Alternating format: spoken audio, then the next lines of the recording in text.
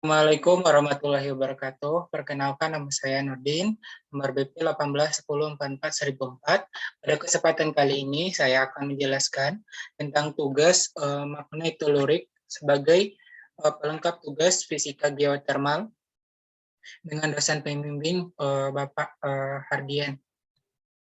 Nah, pada kesempatan kali ini untuk pokok pembahasan kita yaitu pengertian magnetotelurik, prinsip kerja, besaran dan data mentah, pengolahan data, interpretasi data. Nah, yang pertama itu adalah pengertian dari magnetotelurik. Nah, magnetotelurik ini merupakan suatu metode geofisika pasif, di mana metode magnetotelurik menggambarkan struktur resistivitas di bawah permukaan. Nah, metode ini dimanfaatkan untuk penentuan zona konduktif atau mineral lempung yang menjadi penudung bagi reservoir sistem panas bumi. Nah, metode ini memanfaatkan penetrasi gelombang elektromagnetik ke bawah permukaan untuk mengetahui nilai impedansi dari suatu materi. Nah, ini untuk penetrasi gelombang elektromagnetik ini untuk mengukur fluktuasi medan magnet dan merekam fluktuasi medan listrik di bawah permukaan. Nah, di sini untuk sumber elektromagnetik, gelombang elektromagnetik dibagi menjadi dua, yaitu gelombang dengan frekuensi besar kurang dari 1 Hz yang berasal dari interaksi antara solar wind dengan magnetosfer bumi. Nah, selanjutnya itu ada gelombang dengan frekuensi lebih besar dari 1 Hz yang berasal dari aktivitas elektromagnetik ilmiah di ionosfer seperti petir atau kilat. Nah, kedua sumber inilah yang menjadi sumber dari elektromagnetik. Nah, di mana variasi yang akan terukur adalah medan magnet dan medan listrik. Nah, di mana variasi dari medan magnet dan medan listrik ini akan diukur secara stimulan dan dapat diaplikasikan pada persamaan impedansi Z, ya untuk peroleh nilai resistivitas, nilai impedansi menurut Watt dan Wanamaker yang diperoleh berdasarkan persamaan seperti berikut. Nah, selanjutnya yaitu adalah konsep dasar dari magnetometer. Nah, magnetotelurik. Nah, magnetotelurik ini sumber sinyalnya di mana sumber sinyal mencapai permukaan. Nah, di mana selanjutnya akan menghasilkan medan magnetik primer. Nah, medan magnetik primer ini akan mengenai benda-benda yang bersifat konduktor. Nah, dia akan menghasilkan arus eddy, dan arus eddy ini ada menghasilkan medan magnetik sekunder. Nah, medan listrik medan magnet primer maupun sekunder inilah yang diukur oleh receiver RX yang digunakan untuk mendapatkan besar resistivitas bawah permukaan bumi. Nah, selanjutnya itu ada prinsip kerja dari magnetotelurik. Prinsip dari kerja magnetotelurik ini untuk merekam gelombang elektromagnetik tersebut, maka digunakan dua sensor pada saat akuisisi, yaitu sensor elektrik dan sensor magnetik yang saling tegak lurus. Cara peletakan sensor elektrik dan sensor magnetik itu menghasilkan dua jenis modus ukuran, diletakkan secara tegak lurus. Cara peletakan sensor elektrik dan sensor magnetik menghasilkan dua jenis modus pengukuran, di mana yang pertama adalah transverse magnetic mode, di mana untuk mengukur medan magnet yang searah dengan struktur geologi dan medan listrik yang tegak lurus dengan arah struktur. Selanjutnya itu ada transverse electric mode, di mana ini mengukur medan magnet yang saling tegak lurus dan struktur geologi dan medan listrik yang searah dengan alat ukur. Nah, selanjutnya dalam pengukuran MT magnetotelurik, peletakan alat-alat harus sesuai dengan prosedur standar, di mana alat utama di sini, alat utama yang digunakan dalam magnetotelurik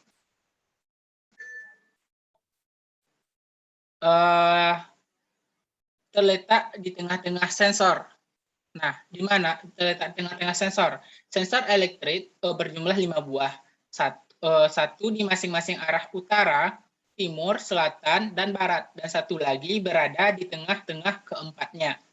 Nah, sensor magnetolurik ini berjumlah 3 buah, di mana satu diletakkan sejajar, sensor magnetik itu berjumlah 3 buah. Satu diletakkan sejajar sumbu X dan satu diletakkan sejajar sumbu Y.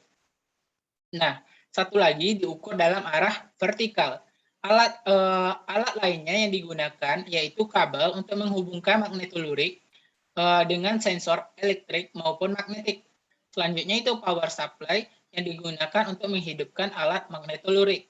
Dan unit alat utama yang digunakan adalah magnetolurik. Alat inilah yang akan membaca besarnya nilai medan listrik dan medan magnet yang terekam pada sensor dari medan magnetik. Nah, besaran dan data mentah. Nah, besaran yang terukur atau besaran data mentah yang didapatkan dari pengukuran magnetolurik adalah medan listrik dan medan magnetik bumi yang bervariasi terhadap waktu. Nah, selanjutnya itu adalah pengolahan data. Pengolahan data ini memiliki prinsip di lapangan adalah dengan merekam nilai EX, medan listrik pada sumbu X dan medan listrik pada sumbu Y, medan magnet pada sumbu X, medan magnet pada sumbu Y, dan medan magnet pada sumbu Z dengan menggunakan satu set alat ukur yaitu magnetolurik. Alat ukur ini terdiri satu buah MT unit, dua set elektrode atau bisa divariasikan, dan 3 buah koil magnetometer HX, HY, dan HZ. Hasil perekaman ini selanjutnya dapat diolah untuk mendapatkan nilai resistivitas seperti pada persamaan yang sebelumnya. Nah, kemudian untuk menentukan lokasi titik ukur MT dalam penyelidikan panas bumi membutuhkan pertimbangan sendiri untuk mengurangi risiko kegagalan pengukuran. Kondisi geologi merupakan geomorfologi, stratigrafi, struktur geologi, manifestasi panas bumi menjadi parameter dalam penentuan lokasi pengukuran daerah penelitian pada zona sesar. Nah, nilai EX, EY, HX, HY, dan HZ yang direkam merupakan data MT dalam bentuk time series untuk dapat diubah menjadi kurva resistivitas magnetolurik. Data tersebut harus berupa tahap pemrosesan meliputi fast Fourier transform, robust processing, dan seleksi cross power.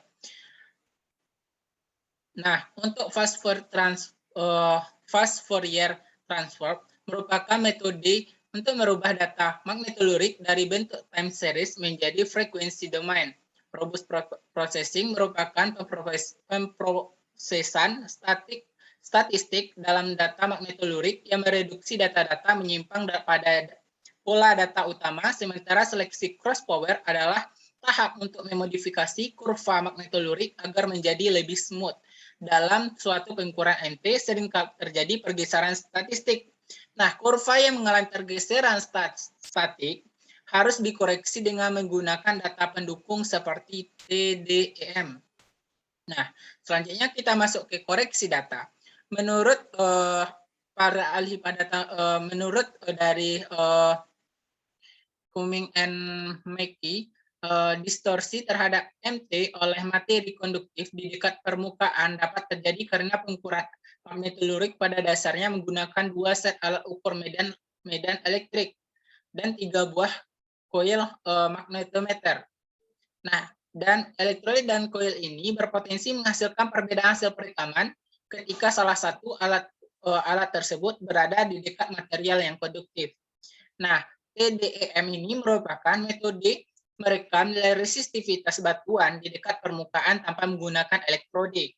Metode ini tidak berpengaruh oleh distorsi statistik seperti pada metode MT. Data TDM lapangan yang direkam pada titik pengukuran sama dengan data MT digunakan sebagai kurva acuan untuk menggeser kurva MT yang tadinya melenceng. Koreksi statik ini menghasilkan kurva MT yang menunjukkan nilai sebesarnya dan sebenarnya dan menurunkan potensi terjadinya kesalahan interpretasi nilai resistivitas batuan. Selanjutnya forward modeling. Kurva MT yang telah dikoreksi statik digunakan untuk satu dimensi forward modeling. Tahap ini merupakan pembuatan model satu dimensi dari data masing-masing stasiun pengukuran. Analisis magnetolurik satu dimensi menggunakan kurva XY untuk mengetahui distribusi nilai resistivitas di bawah permukaan. Kurva XY mewakili nilai resistivitas yang dihasilkan dari medan elektrik EX yang sejajar mewakili nilai resistivitas yang dihasilkan EX yang sejajar dengan struktur utama. Dan medan magnet HY dan yang tegak lurus terhadap jalur struktur utama di daerah penelitian. Hasil analisis berupa model MT satu dimensi di suatu titik yang selanjutnya dikombinasikan dengan model dan titik lainnya untuk menghasilkan visualisasi dua dimensi dan bentuk penampang resistivitas pada lintasan. Selain itu, bentuk penampang distribusi resistivitas juga disajikan dalam bentuk peta resistivitas pada elevasi tertentu untuk mengetahui distribusi anomali resistivitas secara lateral.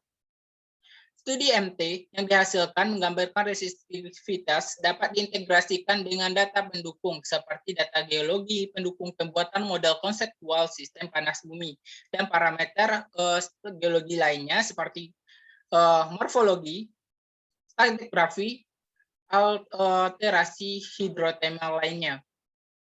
Nah, daftar pustakanya sebagai berikut, diambil dari jurnal Muhammad Iqbal tahun 2019 dengan judul Pemodelan Data Magnetolurik dengan Remote Reference untuk Eksplorasi Sekungan Migas Studi Kasus Lapangan EM4. Terima kasih.